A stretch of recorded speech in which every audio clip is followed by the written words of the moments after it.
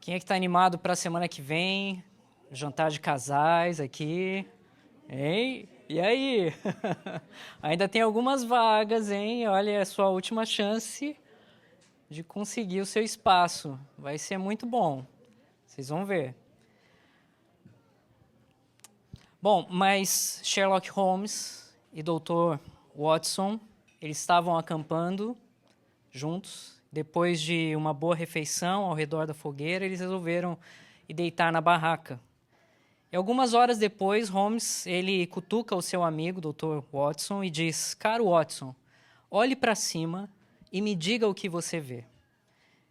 O Watson olhou para cima e ele disse: "Eu vejo um panorama fantástico de inúmeras estrelas." E Sherlock Holmes diz: "E o que isso lhe diz?" Watson sabia que ele tinha que raciocinar para responder para o Holmes, então ele pensou bem e ele disse o seguinte: "Astronomicamente, isso me diz que existem milhões de estrelas, milhões de galáxias e potencialmente bilhões de planetas. Orologicamente, posso deduzir que sejam 3h15 da manhã.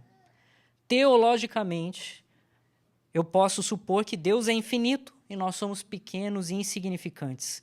Meteorologicamente, eu suspeito que teremos um dia lindo quando amanhecer." "Por quê, Sherlock Holmes? O que isso lhe diz?" E depois de uma pausa, Holmes disse: "Isso me diz que alguém roubou a nossa barraca." Elementar, não é, caro Watson? Como Sherlock Holmes diria. Tem coisas que são óbvias e a gente, às vezes, não vê.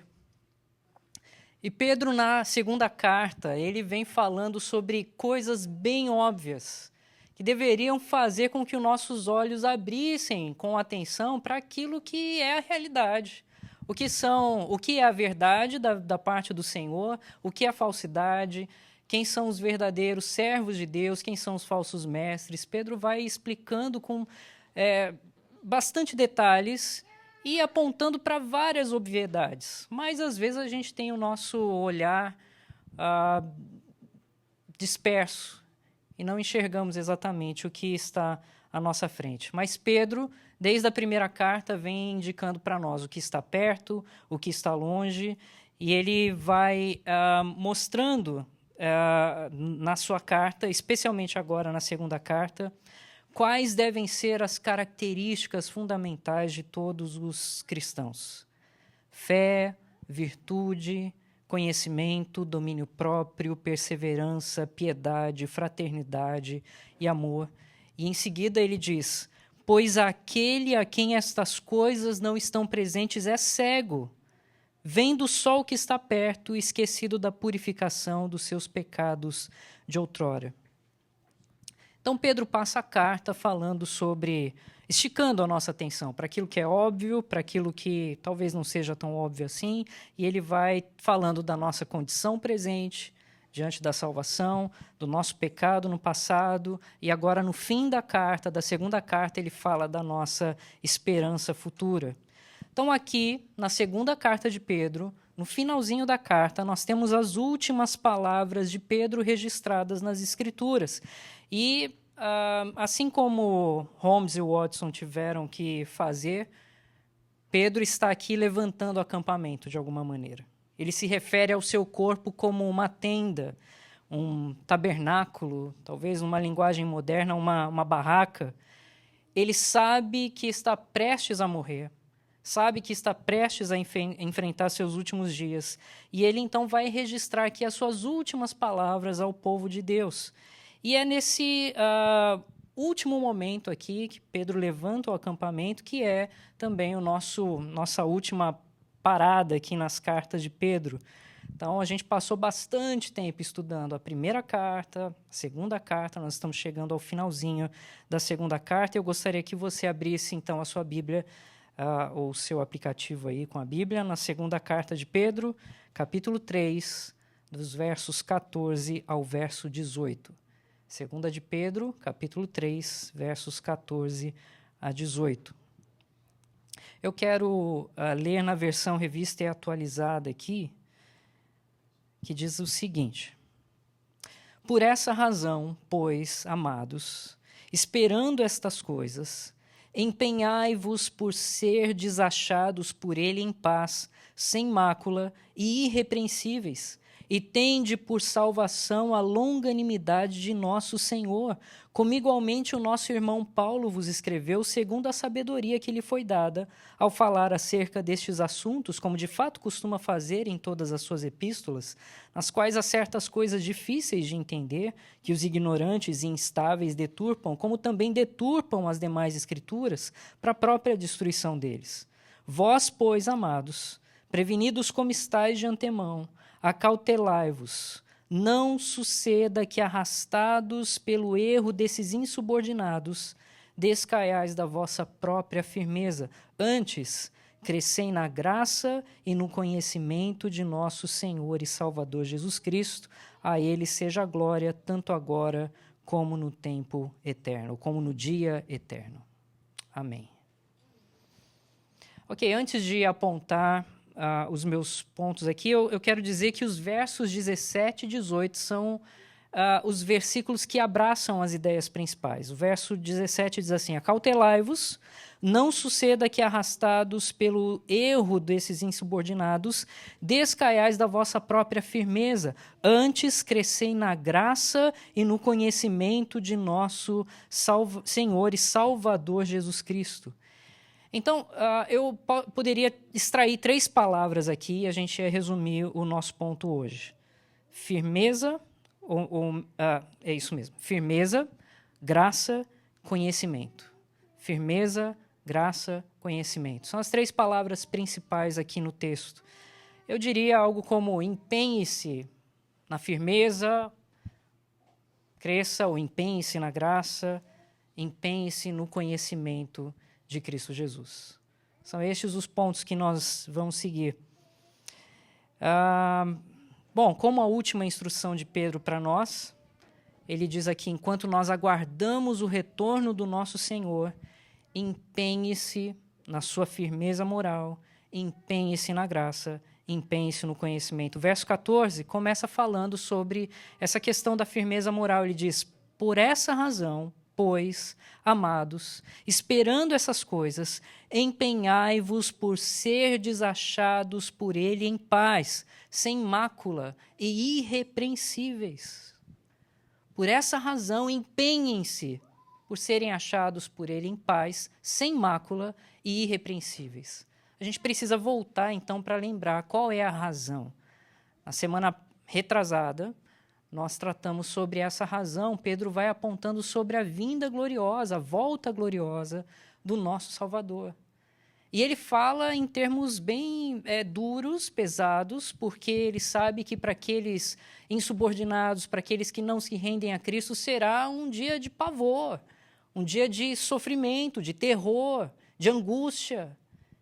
Enquanto para aqueles que amam a Cristo Jesus e são fiéis, zelosos na sua fé em Cristo, será um dia de festejo, alegria, regozijo, esperando, aguardando a renovação, como a Bíblia diz, de novos céus e nova terra, onde a justiça habita. É isso que nós vimos, então, na última vez, Pedro apontando para esse retorno glorioso, essa vinda esperançosa de um estado de justiça, onde a justiça habita, onde a paz habita, onde as coisas são renovadas na presença do nosso Salvador. Dia de alegria para aqueles que estão em Cristo, dia de tristeza para aqueles que abandonam. E essa é a razão, já que o Senhor vem, já que o Senhor voltará em algum momento. Pedro não diz quando, ele até usa um argumento dizendo: olha, alguns aí dizem que ele está demorando no seu retorno. E Pedro diz: olha, são ignorantes porque sabem que para Deus 1000 anos é como um dia. Então Deus não revelou o tempo exato da vinda dele, mas Pedro usa essa expressão de 1000 anos para apontar para um longo período de tempo. Olha, pode ser que seja um longo período de tempo, mas o Senhor cumprirá com a sua promessa, ele virá. E então é por isso que Pedro diz: por essa razão, empenhem-se por serem achados por ele em paz, sem mácula e irrepreensíveis. Essa é a primeira coisa que eu quero destacar. Empenhem-se na firmeza moral. E por que eu tenho insistido com essa expressão firmeza para se referir à moralidade? Porque Pedro faz no verso 17, ele fala sobre aqueles que são insubordinados, que não são firmes, e faz um contraste com aqueles que se mantêm firmes no Senhor. A Nova Versão Internacional traduz assim: portanto, amados, sabendo disso, guardem-se para que não sejam levados pelo erro dos que não têm princípios morais, nem percam a sua firmeza e caiam. Os mestres, os falsos mestres que estavam introduzindo-se na igreja ali em que Pedro endereça a sua carta, eles negavam as doutrinas dos apóstolos, eles negavam a mensagem de Cristo, eles negavam as profecias, e eles tinham um motivo escondido por trás disso, e Pedro revela para nós. O motivo é que eles queriam andar segundo as suas próprias paixões, como é dito no verso 3. E eles faziam isso, então, porque queriam escapar de alguma maneira, talvez do peso da consciência de ter que lidar com o juiz de toda a terra, de ter que lidar com o fato de que há um Deus que preza pela santidade, que preza pela moralidade. Por causa disso, eles ignoravam as promessas, por exemplo, da vinda do nosso Senhor. Eles não queriam que, no final das contas, aparecesse um juiz moral no fim da história. Por outro lado, Pedro está dizendo que os cristãos, eles não podem ser levados pelas paixões da carne, mas que eles deveriam viver em santo procedimento e piedade. Ele diz isso no verso 11. E agora, no verso 14, ele reforça esse ponto dizendo: empenhai-vos por serdes achados por ele em paz, sem mácula e irrepreensíveis. Por serdes achados por ele em paz, sem mácula e irrepreensíveis. Por que ele usa a palavra paz aqui? Paz, ela tem ligação com harmonia, ela tem ligação com as coisas no seu lugar. E Pedro usa essa expressão porque quando você vive uma vida que vai contra aquilo que Deus expõe na sua palavra, nos chama a viver, quando você vive na imoralidade, você não pode viver uma vida de paz consigo mesmo e paz com Deus. Você sabe muito bem como se você já recebeu o Espírito do Senhor, se crê em Cristo Jesus como seu Salvador, você sabe que quando você cai em pecado, quando você falha, há um incômodo que toma conta da sua alma. E esse incômodo gera um estado ou de guerra contra a carne, e você sabe que você precisa lutar contra aquilo. E quando você se rende ao pecado e à tentação, talvez gere até um incômodo de falta de paz com Deus mesmo. E aí você tem temor de, às vezes, até se colocar em oração, você tem receio de se aproximar da presença de Deus, e quanto mais fundo você vai se afundando no pecado, mais você vai sentindo aquele desgaste na alma, aquela escuridão que vai tomando conta. E isso está de longe, isso é de longe parecido com o quadro de paz interior que Pedro chama todo crente a ter. Como é que a gente vive, então, essa paz com Deus? Quando a gente volta a nossa atenção para aquilo que ele diz posteriormente. Viva uma vida irrepreensível. Viva uma vida de perseverança na presença do Senhor.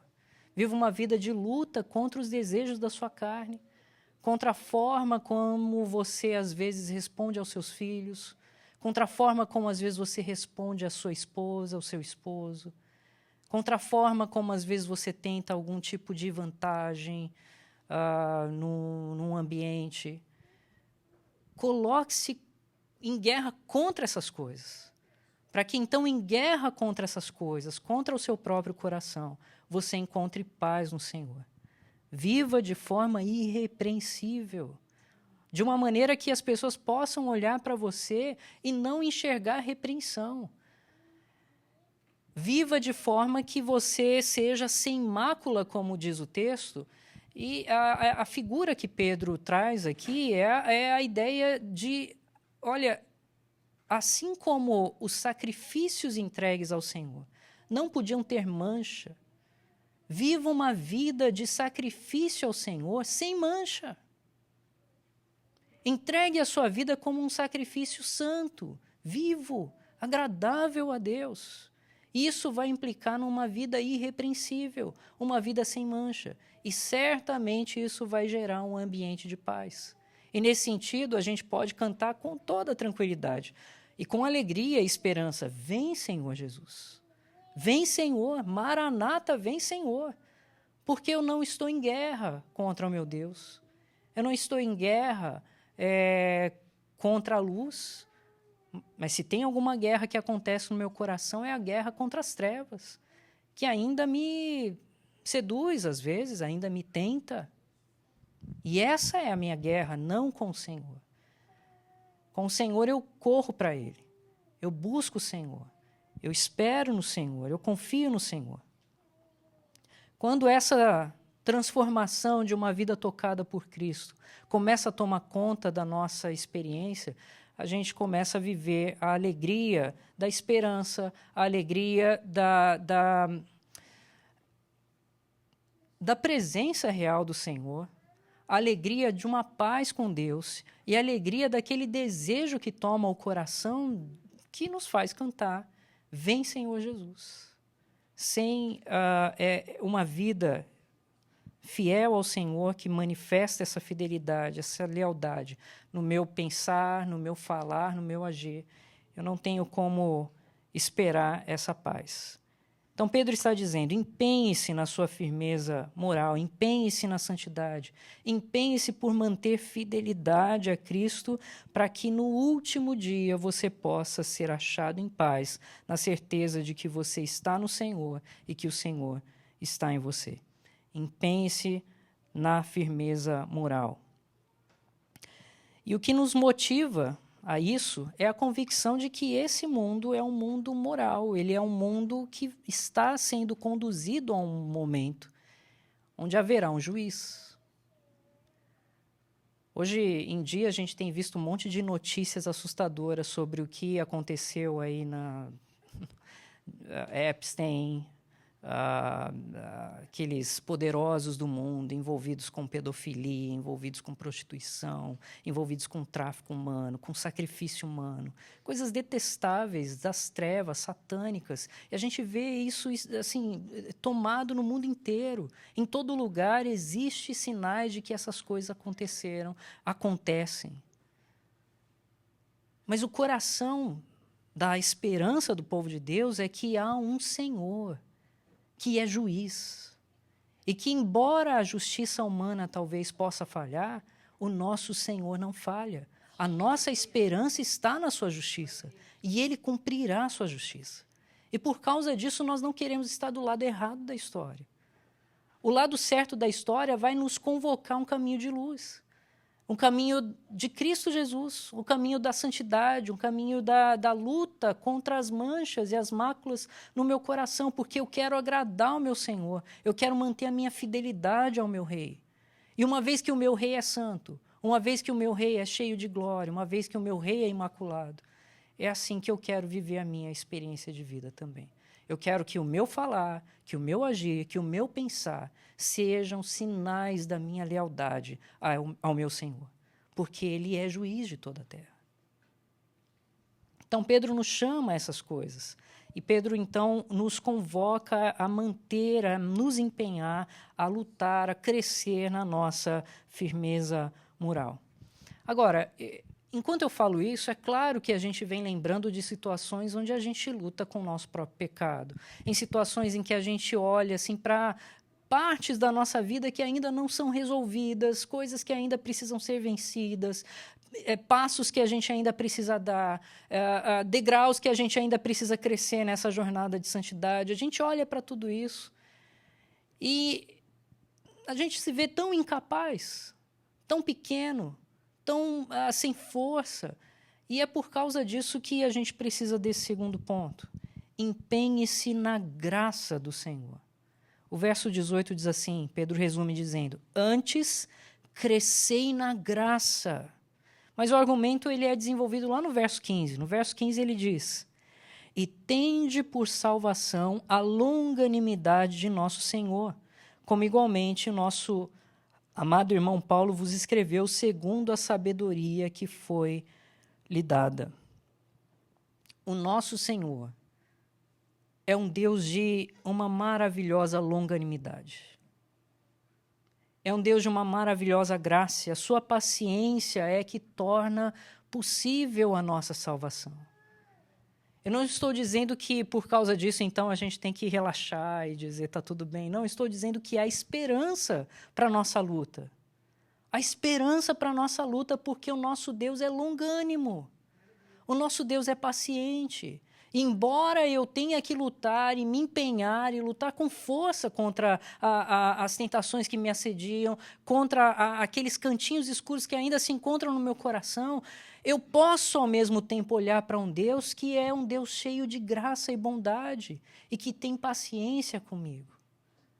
E eu posso, por causa disso, descansar nessa paz, nessa graça, nessa longanimidade do Senhor. Nos meus momentos mais sombrios, eu ainda posso descansar na graça do Senhor. Na minha busca por santidade, eu posso encontrar a graça do meu Salvador, eu posso fincar minhas raízes nela e ver, então, essa árvore crescer, os galhos crescerem, as folhas aparecerem, dar finalmente os seus frutos. É a riqueza da longanimidade do Senhor, é a longanimidade, a generosidade do nosso Deus, o perfume suave do seu perdão, a sua imerecida e bondosamente oferecida esperança de vida eterna que vem com essa graça. Então, empenhe o seu coração nessa graça.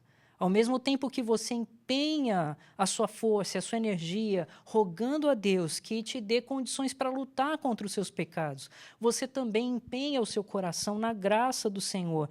Essa graça é o único raio de esperança no meio da turbulência em que às vezes se encontra o meu coração cansado. Então, cresça nessa graça. Cresça o coração nela, descanse o coração na longanimidade do Senhor. De fato, é a graça do Senhor que é a fonte da nossa salvação, é o melhor fertilizante para uma vida de piedade. Quando eu descanso na graça do Senhor, de fato, quando eu agarro as verdades da bondade do Senhor, da misericórdia do Senhor, é que o meu coração começa a frutificar, então, numa vida de piedade e santidade, no conhecimento dessa graça do nosso Salvador. Então, quanto mais eu me aproprio disso, quanto mais eu me aproprio desse gracioso amor paciente do meu Senhor, mais firmemente eu consigo caminhar na minha santidade. Por quê? Porque quando eu falho, eu não preciso correr para longe do meu Deus. Uma vez que eu empenho o meu coração na graça, eu posso correr para perto do Senhor. E correndo para o Senhor, eu posso dizer, Senhor, eu estou lutando, mas eu não consigo com as minhas próprias forças. Me ajuda, Senhor. Me dê da tua graça. Então, essa graça não me faz me afastar do Senhor. Essa graça, quando eu empenho o meu coração nela, me faz correr para o Senhor. E percebe a diferença disso?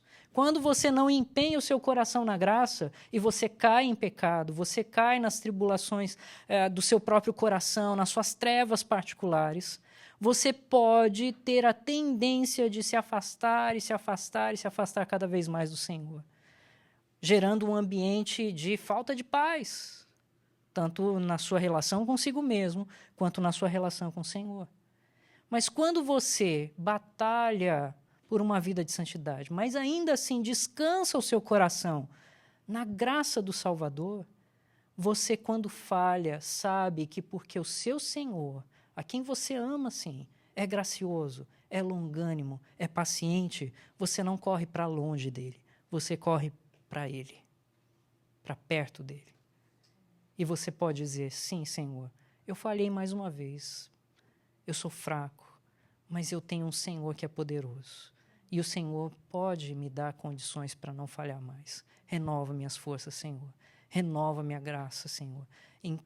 traga, ó Deus, a cerca da tua graça para que o meu coração descanse nela.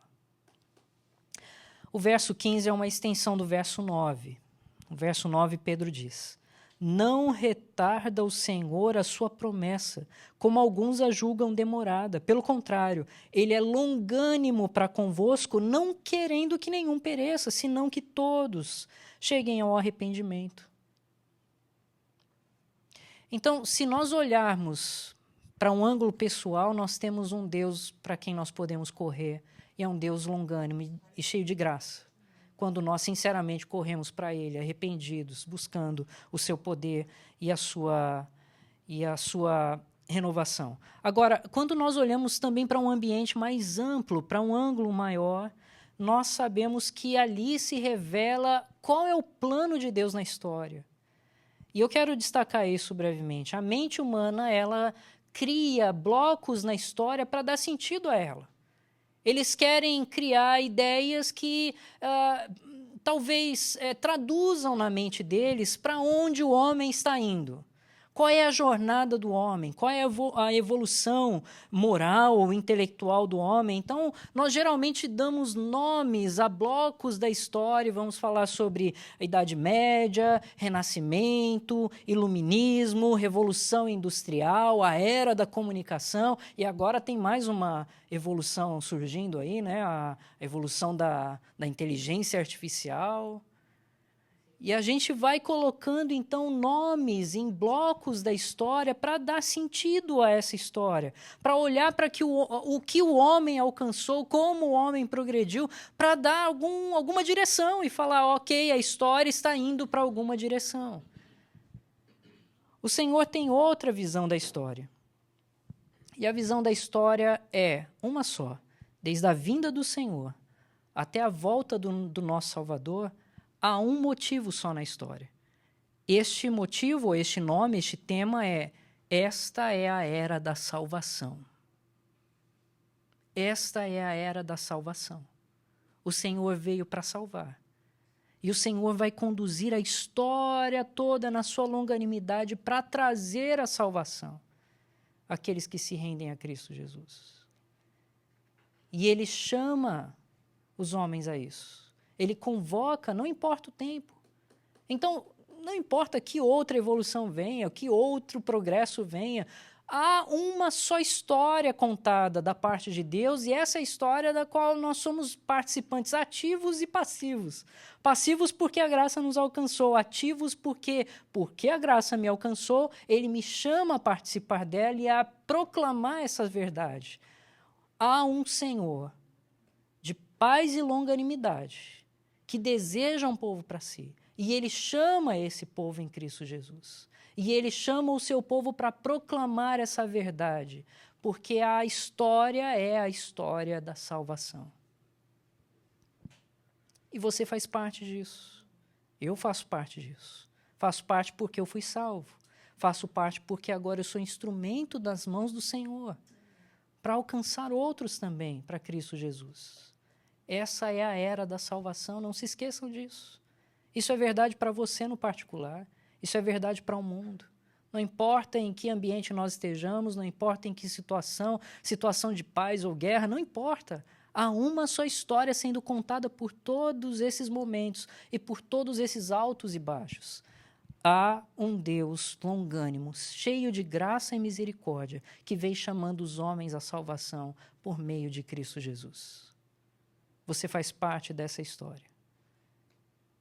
Passivamente, porque a graça te alcança. Ativamente, porque agora, pelo Espírito de Deus, você é um instrumento nas mãos do Senhor.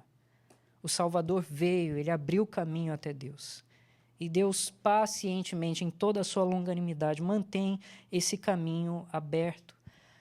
E do ponto de vista real da história, esses 2000 anos e pouquinho, ou quanto mais tempo o Senhor demorar, é nada em comparação à gloriosa eternidade que o Senhor tem para aqueles que são seus. É nada. Nós temos hoje em dia muitos grandes nomes na história, muitas grandes biografias. Essas biografias não serão nada. Sabe quais são as biografias que vão importar na eternidade? a biografia daquele que foi salvo pela graça, a biografia daquele que se manteve fiel ao Senhor. Aquele que no meio da tribulação e no meio das lutas internas do seu coração, ele lutou contra essas coisas. Ele descansou na graça do Senhor e se voltou ao seu Deus mais uma vez. E essas histórias é que vão ecoar por toda a eternidade. Se você vai para as livrarias, você vai ver um monte de rostos estampados nas biografias. Talvez nenhum deles seja o que vão, a biografia daqueles que vão estampar na eternidade. Na eternidade, a biografia do José, da Maria, do João, da Cíntia, da Débora. Essas histórias vão ecoar por toda a eternidade. De pessoas simples que amaram ao Senhor, que viveram para o Senhor, que se renderam ao Senhor nos momentos mais tenebrosos, foram fiéis e perseveraram até o fim. Essas histórias serão contadas sempre e sempre e sempre, para a glória do nosso Deus.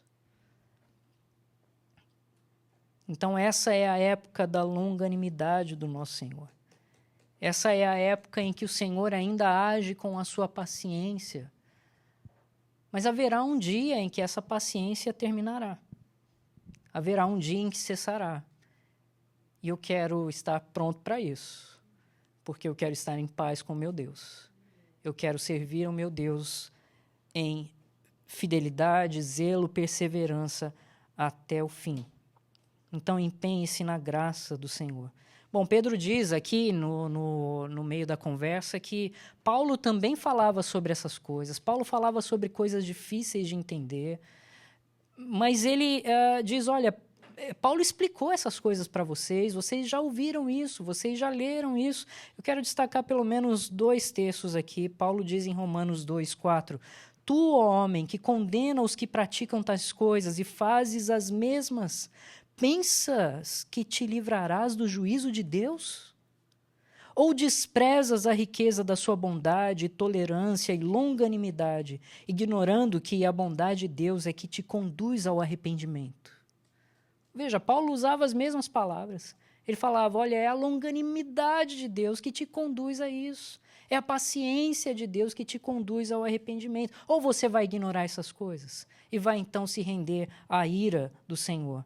Vai se livrar do juízo, Paulo diz, Romanos 2:4.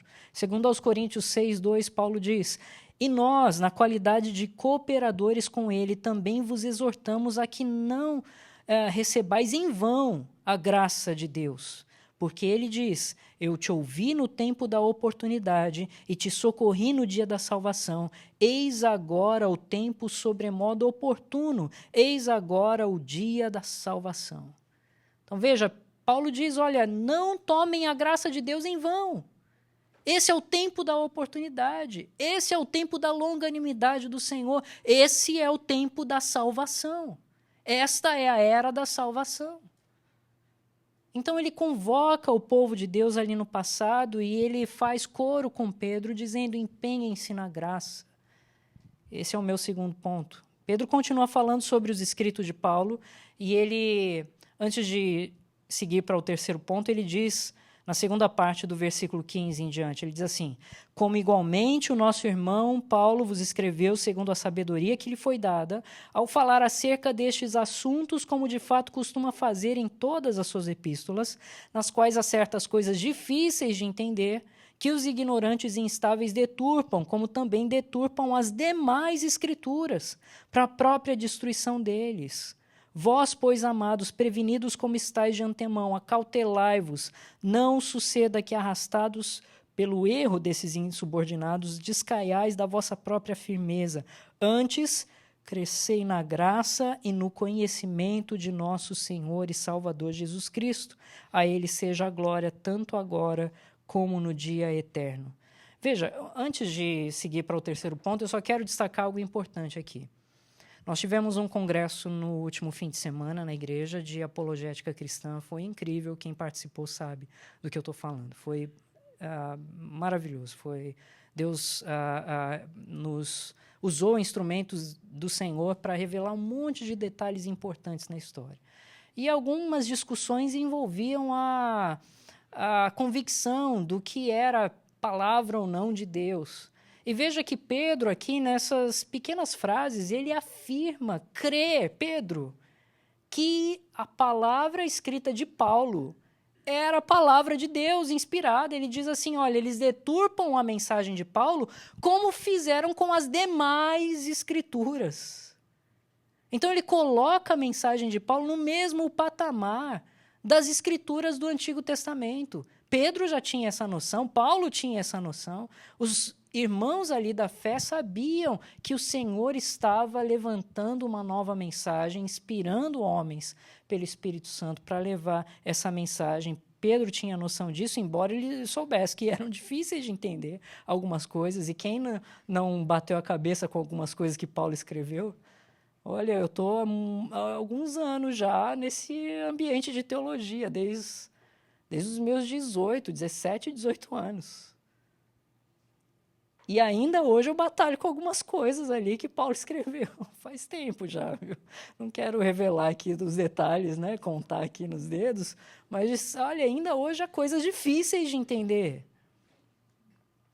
Mas são coisas que, embora difíceis, elas precisam ser mantidas como são. Elas precisam ser recebidas como são.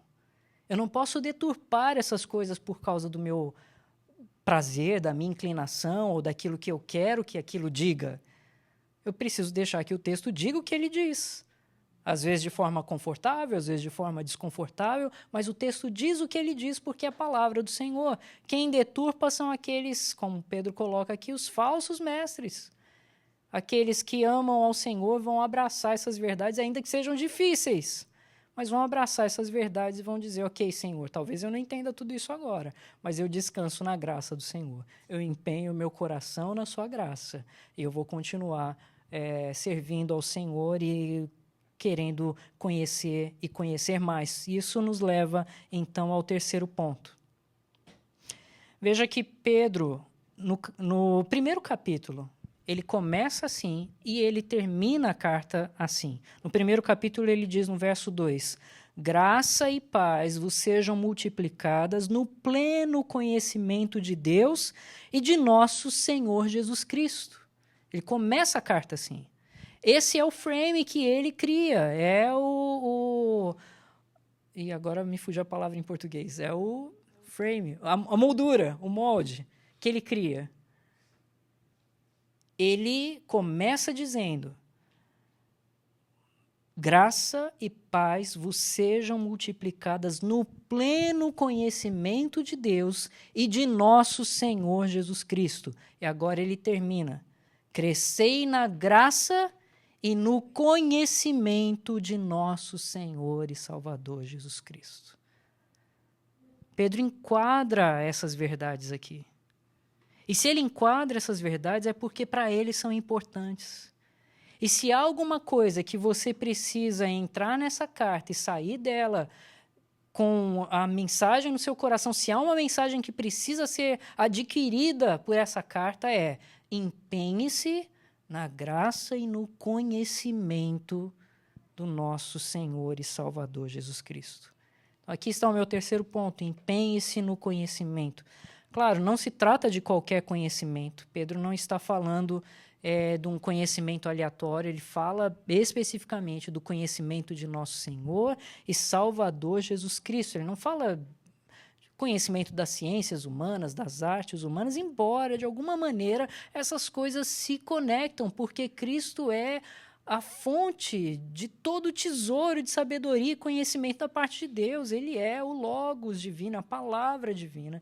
Então, essas coisas se conectam. Até, às vezes, eu falo com meus filhos, olha, mas pai, isso aqui eu estou aprendendo na escola, eu nunca vou usar isso na vida. E eu falo, tá, mas não importa se você vai usar ou não.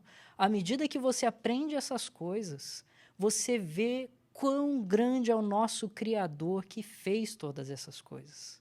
E se tem uma coisa que você pode aprender com isso olha a profundidade do conhecimento que o nosso Senhor tem.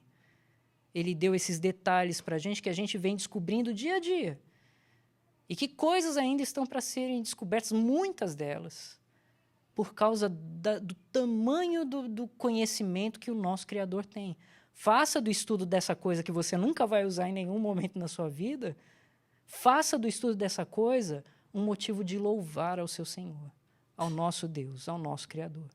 Isso muda o nosso coração. Agora, é claro, Pedro não está falando disso, ele está falando de crescer no conhecimento de nosso Senhor e Salvador Jesus Cristo.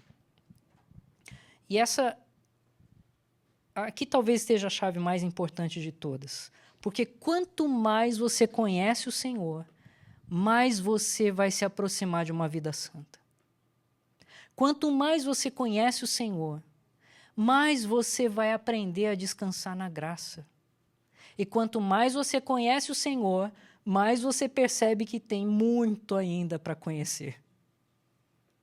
Talvez essa seja a chave principal de todas. Conheça o Senhor Jesus. Conheça o Senhor Jesus e isso vai te impulsionar para uma vida de santidade. Conheça o Senhor Jesus e isso vai te fazer descansar na graça. Conheça o Senhor Jesus e você vai ver que há muito ainda o que conhecer dele. E tudo isso, à medida que você se aprofunda no conhecimento, vai fazer com que o seu coração se renda a ele em glória.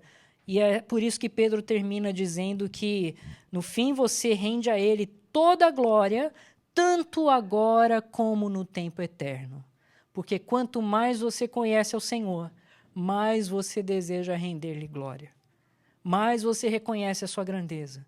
Mais você reconhece como o Senhor é bondoso, poderoso, gracioso, justo, santo, puro. Como o Senhor é todas essas coisas. Você mais empenha o seu coração nessas coisas, mais você também se inclina à adoração. Então, empenhe-se em conhecer ao Senhor. O Senhor diz, eu sou o caminho, eu sou a verdade e a vida. Ele diz, a palavra do Senhor diz, não há outro nome através do qual o homem possa ser salvo, senão o nome do nosso Senhor Jesus. Ele é a palavra encarnada de Deus. Conheça então o Senhor e a sua palavra, se firme na sua verdade, guarde os seus preceitos. Essa é a única maneira de manter o seu coração firme quando você é tentado pelo pecado. Essa é a única maneira de ser achado em paz, ainda que o mundo vire de ponta cabeça. Conheça ao Senhor Jesus. Como é que eu conheço ao Senhor Jesus? Volte-se para a palavra de Deus. Se ele é a palavra encarnada, se ele é a revelação do Senhor, olha, hoje nós temos a revelação nas nossas mãos de alguma maneira, que está conectada com ele. Ele é a revelação física daquelas realidades que são registradas na Escritura. Então, volte-se para a Escritura. Leia a Escritura, gaste tempo com a palavra de Deus. E à medida que você gasta tempo com a palavra de Deus, você vai conhecer mais e mais do Senhor Jesus. É bonito como John Wesley, que foi o pioneiro do metodismo, ele escreveu no prefácio de uma coletânea dos seus sermões, ele disse, eu sou um espírito vindo de Deus e retornando para Deus, apenas pairando sobre um grande abismo. Mais alguns instantes e eu não serei mais visto. Caio numa eternidade imutável. Eu quero saber uma coisa, o caminho para o céu. Ele escreveu um livro, dá-me desse livro. A qualquer preço, dá-me o livro de Deus. Eu tenho, aqui está o conhecimento suficiente para mim. Deixe-me ser homo unius libre, que em latim significa um homem de um livro só. Deixe-me ser um homem de um livro só. É bonito como ele coloca isso, porque é isso, no fim de tudo, o que você precisa é uma coisa só. É um livro só. Você precisa conhecer a Cristo. E a palavra do Senhor é a palavra que aponta para esse Cristo. É a palavra que revela esse Cristo. É a palavra que tira o véu da frente dos nossos olhos ainda fechados por causa do pecado para revelar a glória que ele tem. Então, conhecer a Cristo é que vai resolver todas essas coisas. É conhecendo a Ele que você vai ser conduzido a uma firmeza moral. Conhecendo ao Senhor é que isso te fará desfrutar da graça. Conhecendo ao Senhor é que Ele vai se mostrar muito maior do que aquilo que o seu pensamento pode conter e vai te impulsionar a conhecê-lo mais e mais. Na sua sagacidade, Sherlock Holmes percebeu que estava perto, Watson pensou em algo longe, distante, Pedro ele aponta para o que está perto e para o que está longe, ele aponta com uma sensibilidade incomum, ele vem esticando o nosso pensamento para que no presente nós desfrutemos da graça de Deus, nós olhemos para a nossa salvação que já aconteceu no passado, mas nós guardemos a nossa esperança futura na vinda do nosso Senhor. Então, guarde essas coisas, empenhe-se na firmeza moral, empenhe-se na graça, empenhe-se no conhecimento do nosso Senhor e Salvador Jesus Cristo. Saiba que um dia Ele voltará e até lá, toda a glória e toda a minha vida deve se render a Ele, para que a Ele seja a glória, desde agora como no dia eterno. Então, essa glória precisa ser revelada através de mim. E isso vai ser revelado através de uma firmeza moral de fidelidade ao Senhor. Vai ser revelado através de um desfrute tranquilizante da graça do meu Salvador. E vai ser revelado à medida que eu conhecê-lo, que eu venho conhecendo ao meu Senhor dia após dia. A Ele toda a glória, tanto agora como no dia eterno. Amém. Que o Senhor nos abençoe para que a nossa vida seja uma vida de glória ao nosso Salvador Jesus. Ok, nós chegamos ao fim das cartas de Pedro. Essas foram as últimas palavras escritas de Pedro. Nós vamos seguir para outro texto da Escritura para conhecer mais do Senhor. Eu espero que essa jornada tenha abençoado você de alguma maneira. Eu espero que o seu coração saia daqui pelo menos desejando uma coisa: conhecer mais o teu Senhor. Se aprofundar nele, descansar nele, viver para ele. Que o Senhor nos dê graça para isso. Vamos orar. Deus, eu te agradeço, Senhor. Obrigado por se revelar a nós de várias maneiras, mas muito particularmente, especialmente pela tua palavra. E nós te agradecemos porque o Senhor hoje nos dá a liberdade de nos aproximar dela, de nos aprofundar nela, e nos deu durante esse tempo um tempo de estudo nas cartas do teu servo Pedro, do nosso irmão Pedro. E, ó Deus, isso foi tão marcante para mim, eu espero, Deus, que tenha sido para os meus irmãos também. Eu rogo, Senhor, que aquilo que foi ensinado pela Tua palavra seja tomado pelos nossos corações. E que, ó Deus, ainda que poucas coisas foram aprendidas, ó Pai, que elas sejam sementes da graça que frutifiquem em nós, ó Pai. E nós saiamos aqui, ó Deus, manifestando a glória do nosso Senhor, nos nossos pensamentos, nas nossas atitudes, no nosso falar. Ó Deus, que todas as áreas da nossa vida e todos os ambientes da nossa vida sejam um ambiente e uma área para revelar a glória do nosso Salvador. Abençoe-nos, ó Deus, transforma-nos, Senhor, pela Tua palavra mais uma vez. Inclina-nos a uma vida fiel ao Senhor, que se manifeste, ó Deus, de múltiplas formas. E nos ajude, ó Pai, a no momento de luta e tribulação, a nos mantermos com os pés firmados na rocha que é o nosso Salvador Jesus. Abençoe-nos, ó Deus, obrigado por essa pedra sólida que o Senhor fez do teu servo Pedro. Obrigado, ó Deus, porque esse teu servo Pedro, que é pedra, revelou a Deus a pedra sobre todas, a pedra angular que dá sustento ao edifício que o Senhor tem construído, e essa pedra angular é Cristo Jesus, o nosso Salvador.